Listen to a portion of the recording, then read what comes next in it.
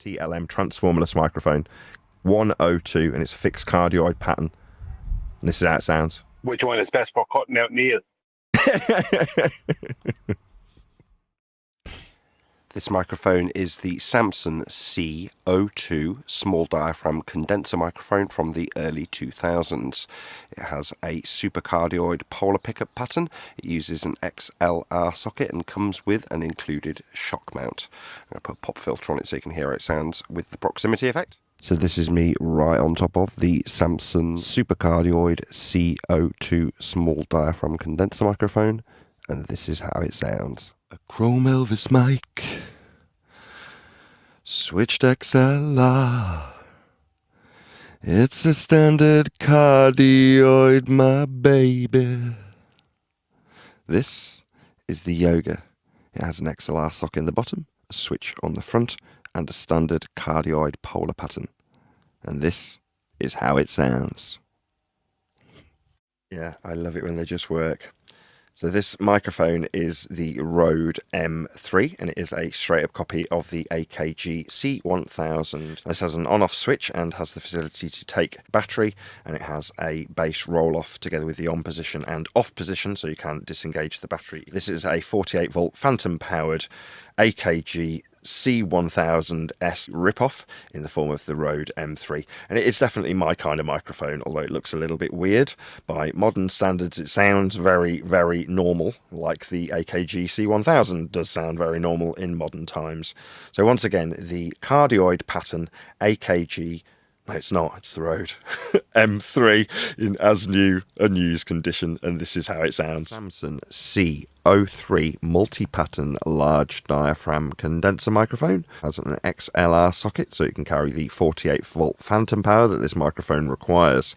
I'm going to switch through some of the patterns on the microphone. So we're currently in the cardioid mode, and we have no bass roll-off switch or 10 dB pad engaged.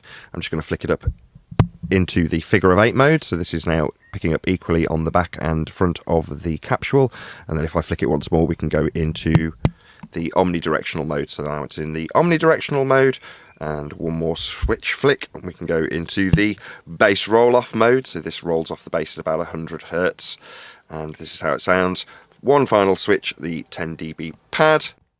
So this is me now 10 decibels quieter without the bass roll-off in omnidirectional mode, and then we're going to get back to cardioid. Once again, the Samson multi-pattern large diaphragm condenser microphone, and this is how it sounds. So this microphone is the Rode Procaster, and it is a broadcast grade cardioid dynamic microphone, and in this instance it is brand new. That is to say, it comes with the clip, the bag, and all of the documentation.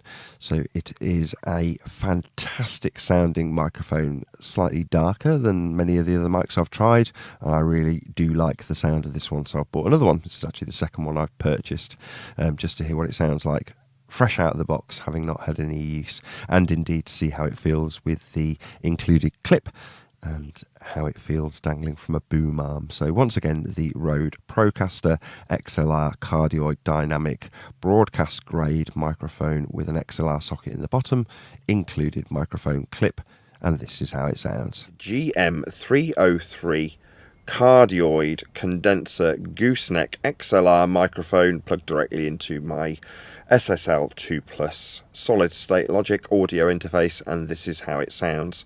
This microphone has a cardioid pickup pattern on the end of a gooseneck connected to a preamp with a polarization circuit for the cardioid condenser microphone capsule on the end of the gooseneck. So this is once again the Beyerdynamic GM303 cardioid condenser gooseneck XLR microphone, and this is how it sounds. MX412. The cartridge on it has changed. It was previously this cartridge, which is a MX185 in cardioid, and now it's this, which is an MX184 hypercardioid. Unscrewed the cardioid capsule, screwed on the hypercardioid capsule, and this is how it sounds. This microphone is in a completely different league.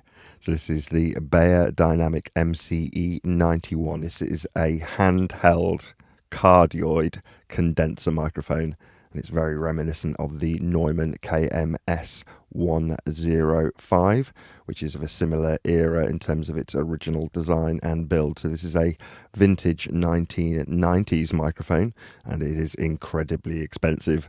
It sounds it too, so this is in a completely different league to all of the other microphones. It sounds glorious. The Beyerdynamic sound is definitely my kind of sound. It's more rich, fuller sound. So this mic has a frequency response of 30 hertz to 20 kilohertz. Does have a raise in the bass frequencies. So once again, this is the Beyerdynamic MCE 91, and it is a vintage 1990s cardioid condenser microphone.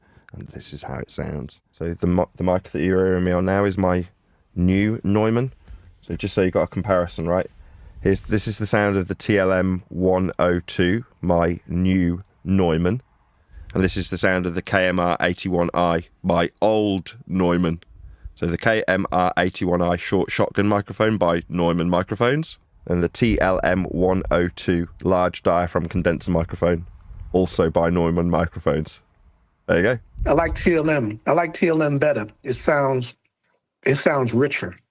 Well, I've tailored the frequency response in my DAW for the broadcast of this to this microphone. So, strictly speaking, both are going through the same EQ.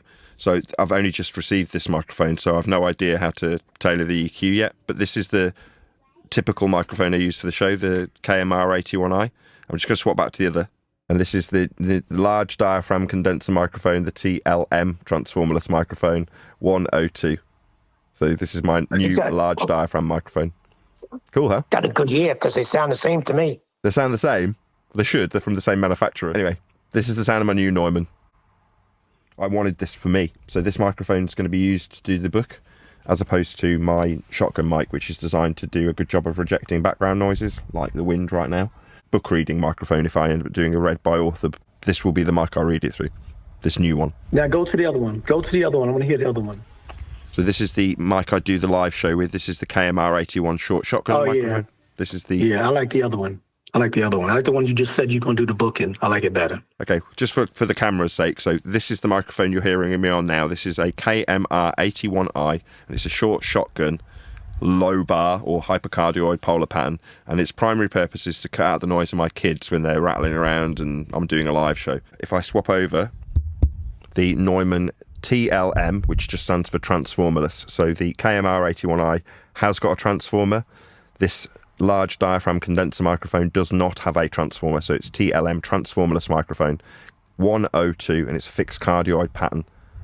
And this is how it sounds. Which one is best for cutting out nails?